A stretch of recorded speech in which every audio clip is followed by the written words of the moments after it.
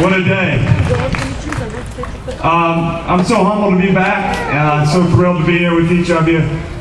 Thank you so much for coming out. And for the group that just spoke, each and every one of them, you know, first of all, I got some beef to pick with them, some bones to sort out, because I don't know if all those stories were true.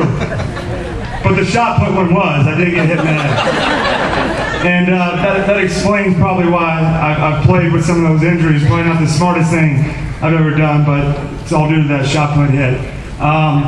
You know, I'm so thrilled to be here. This award is such an honor.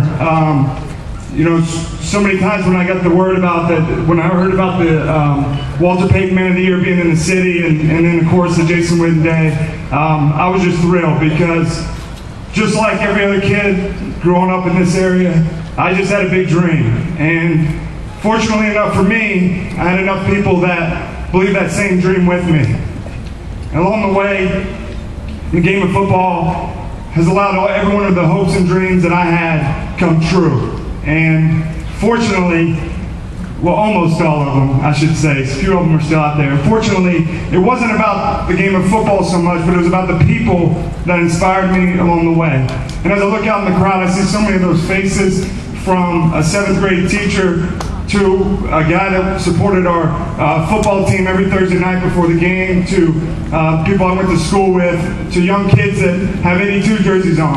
And I can just sit here and tell you the same thing, that as our camp slogan says, that dreams do come true. That same dream can happen for you. As Mr. Fair mentioned, his son Justin and I grew up together. And oftentimes we would spend time at either his house or my grandparents talking about that dream of maybe one day that would happen for us. And truth of that story is, as a 7th grader, he was pretty good, probably a better football player than I was, although he stopped growing at 7th grade. So fortunately for me, I was able to keep growing and chase those dreams. I've been able to travel the world because of the game of football, and experience a lot of great things, a lot of great venues. Every Sunday, I get to wake up in the fall and go to the greatest venue, sports venue in the world, Cowboys Stadium. And I say that there's been some amazing places that this game's taken me, but none better than where I'm standing right now. And I'm thrilled to be back. I realize that the dreams that I get to live out every day, that it's not just about me, but it's about everybody in this community that supported me along the way. And to do it, not to have an impact in my life, but because you knew it was the right thing to do. And I'm fortunate that this is a place that I always call home. I get thrilled to come back here every year, take my kids here. I want my kids to be a part of this and to see this.